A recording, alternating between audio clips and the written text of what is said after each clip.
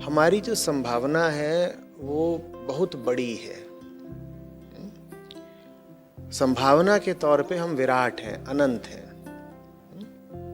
हमारी भाषा में कहूँ तो पोटेंशियली हम इनफाइनाइट हैं। तो जिसकी संभावना इतनी हो, अगर वो छोटा जीवन बिता रहा हो, तो ये बात उसे कचोटनी तो चाहिए ही ना। ये बात अपने आप में अपमान है। कोई आकर के तुमको कड़वे बोल, गंदे बोल न भी बोले तो भी जिंदगी ही तुम्हारा अपमान, तुम्हारी इंसल्ट कर रही है ना। अगर तुम अपनी जिंदगी को उस स्तर पर नहीं जी रही जिस स्तर पर जीने की तुम अधिकारी हो, जिस स्तर पर जीने की तुम्हारी ऊंची से ऊंची संभावना है, ये बात अपने आप में ही अपमान की है। कोई चाहे तुमसे आकर के ये कहे चाहे ना कहे। तो देखो, अपमान के मौके तो हमारे लिए वरदान भी हो सकते हैं। अपमान हमारा दोस्त भी हो सकता है अगर वो हमें हमारी जिंदगी के यथार्थ से परिचित कराता है। आप एक छोटा जीवन जी रहे हो और कोई ऐसी घटना घटी या किसी ने ऐसा कुछ कह दिया, कर दिया, जिसकी वजह से आपने अपमानित अनुभव करा, तो ये मौका तो खुद को देखकर, बात को समझकर बेहतर बनने का भी हो सकता है ना। जो आपका अपमान कर रहा है वो आपका दोस्त ही हो गया, या वो स्थिति जिसमें आपका अपमान हुआ है वो स्थिति आपके लिए लाभप्रद हो गई। तो अगर किसी स्थिति में आपका अपमान हुआ, बात बुरी लग रही है, तो वजह खोजो ना।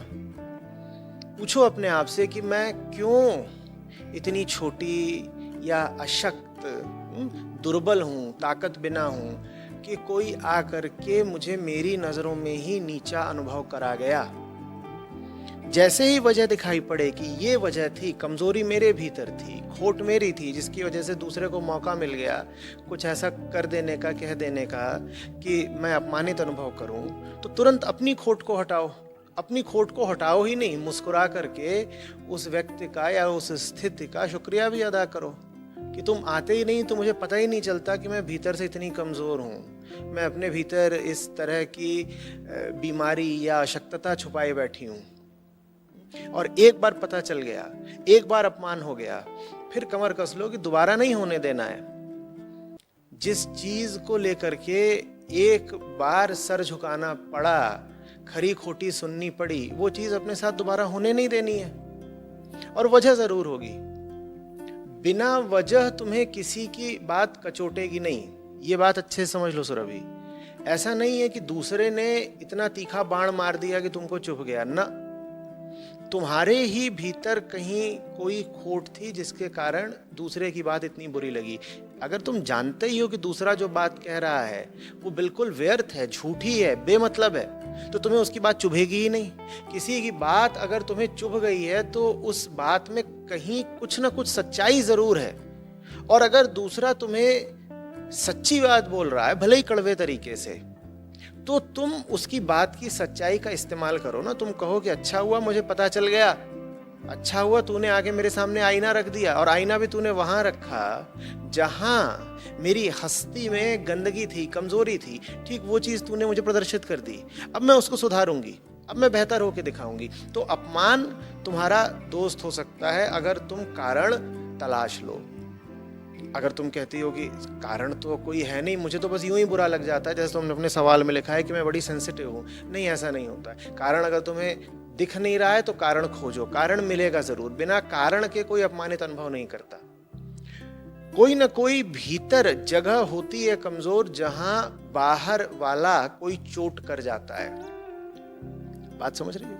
हवाएं बहती हैं, एक पेड़ पर लगे हुए हैं न जाने कितने पत्ते, उसमें से कुछ पत्ते टूट करके उड़ जाते हैं। हवाओं को दोष दें क्या? बाकी पत्ते क्यों नहीं टूट गए?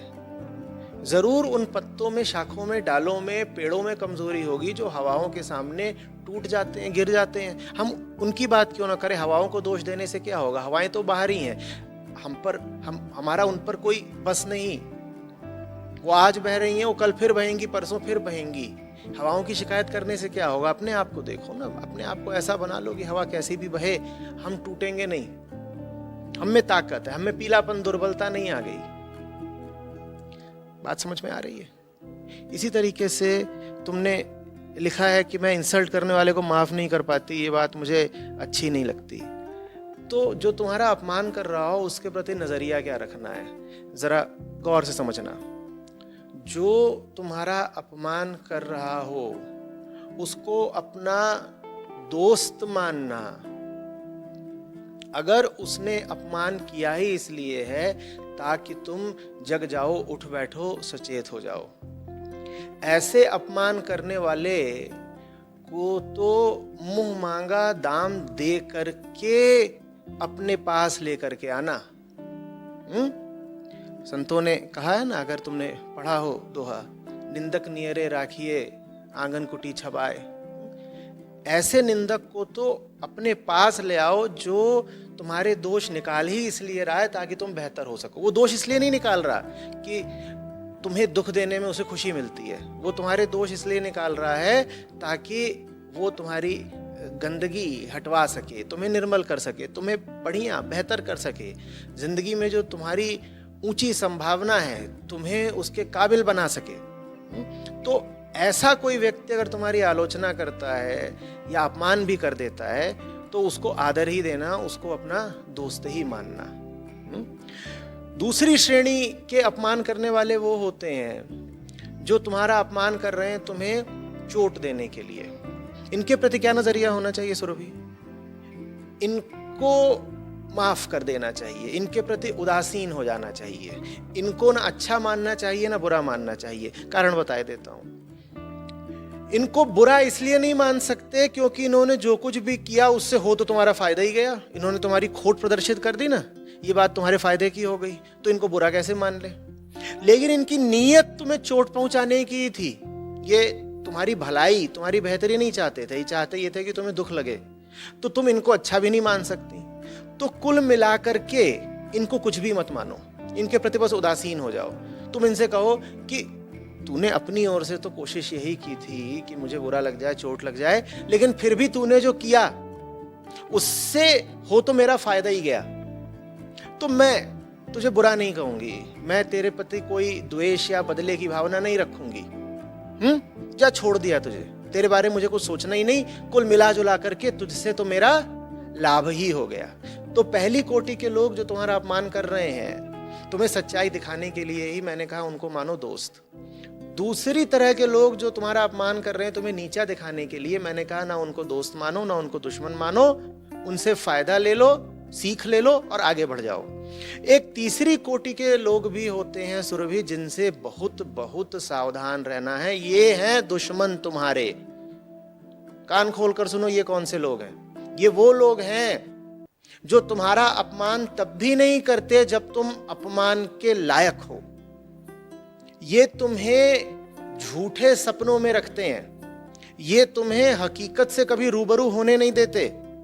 जहां पर तुमने बहुत ही कमजोर हरकत करी है, बल्कि कभी कभी तो घिनौना काम किया है, ये वहां पर भी तुम्हारे सामने तुम्हारी सच्चाई, तुम्हारा यथार्थ कभी लाकर नहीं रखते। ये आईना तुम्हें दिखाएंगे ही नहीं। क्यों नहीं दिखाएंगे आईना तुम्हें?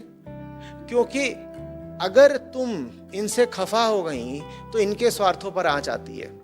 इनसे बचकर रहना है। खेद की बात यह है कि यही वो लोग हैं जो हमें सबसे प्यारे होते हैं। कोई पूछता है आपसे कि आपका दोस्त कौन है, आप कहते हैं वो जो मेरे घटिया कामों में मेरे बगल में खड़ा है। नहीं नहीं नहीं, जो तुम्हारा हितैषी होगा, जो तुम्हारा वास्तविक दोस्त होगा, वो घटिया काम में तुम्हारे बगल में नहीं खड़ा होगा।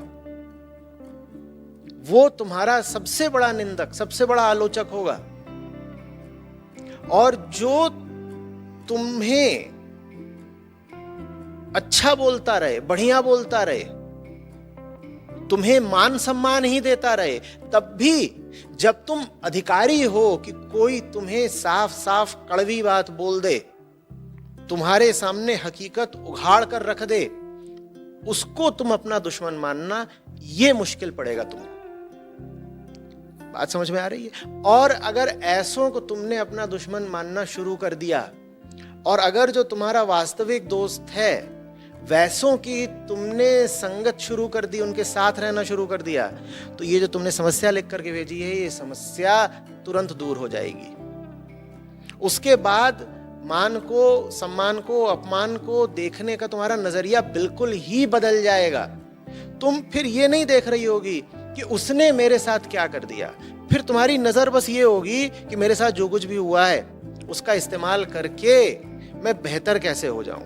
अब तुम्हारी नजर दूसरे पर नहीं है, अब तुम्हारी नजर अपनी बेहतरी, अपनी तरक्की पर है। और जिसकी नजर लगातार अपनी बेहतरी पर होने लग गई, वो जिंदगी में बहुत आगे जाता है। तो बस यही मेरा संदेश है।